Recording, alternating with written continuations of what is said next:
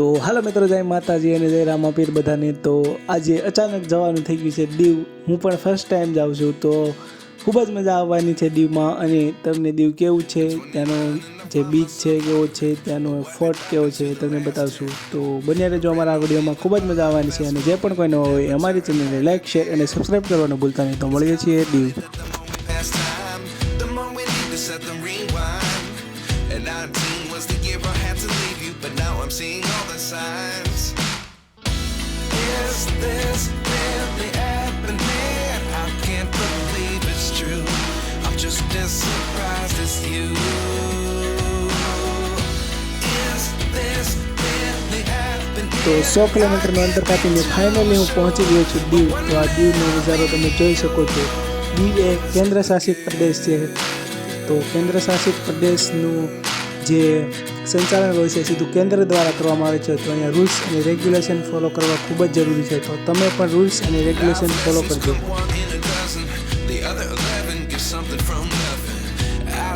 પહેલું કહેવામાં આવ્યું છે ને કે દીવ, દમણ અને ગોવા એકવાર જરૂરથી જોવા। તો આજે હું દીવને જોવા માટે આવી ગયો છું। તો આ દરિયાનો અદ્ભુત નજારો જોઈ શકો છો। આ વ્યૂ કંઈક આમ અલગ જ છે।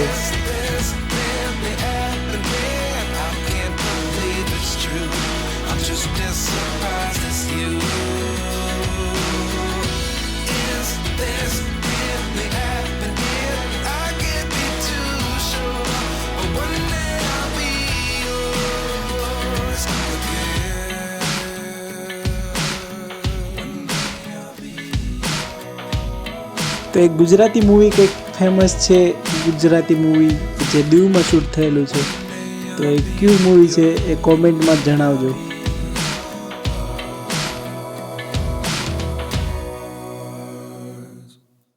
Life lessons come one in a dozen.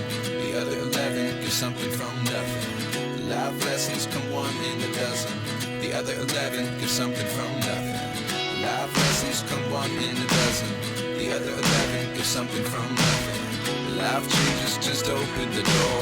One thing's certain, I'll always be yours. Is this really happening? I can't believe it's true. I'm just as surprised as you. તો ફાઇનલી આપણે પહોંચી ગયા છે દીવ ફોર્ટ પર। તો આપણે હવે first છે એ દીવ ફોર્ટ જોઈશું, કિલ્લો જોઈશું। અંદર શું શું જોવા લાયક છે એ તમને બતાડશું। તો બન્યા રહેજો અમારા આ વિડીયોમાં।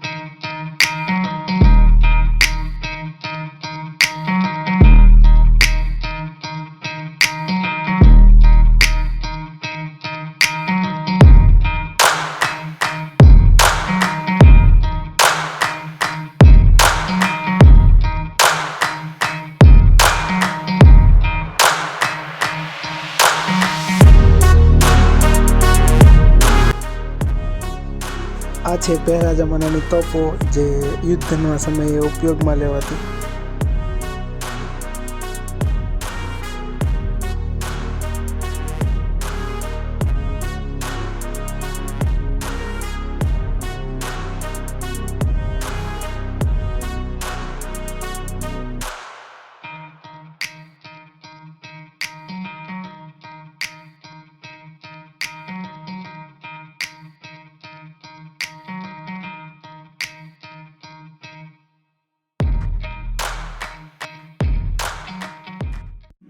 તો દીવનો આ કિલ્લો એ પોર્ટુગીઝો દ્વારા બંધાવવામાં આવ્યો હતો અને ખાસ આ કિલ્લો જોવાનો કોઈ ચાર્જિસ એ દીવ દ્વારા લેવામાં આવતો નથી. તો તમે પણ આવો ત્યારે આ કિલ્લાની મુલાકાત અવશ્ય લેશો.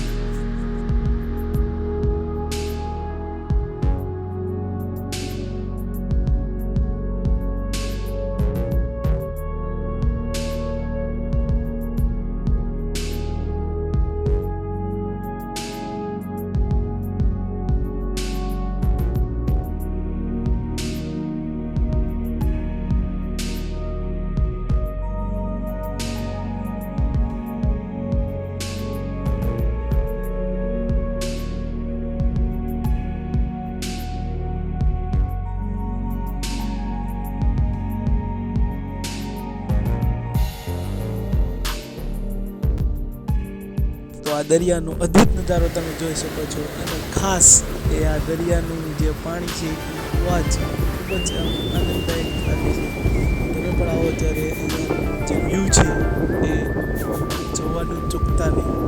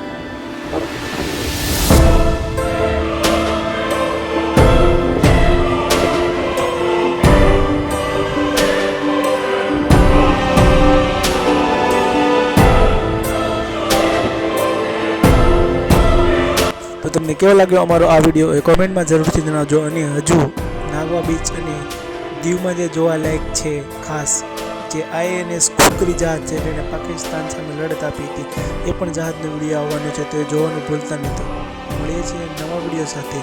ત્યાં સુધી રજા આપશો. આભાર.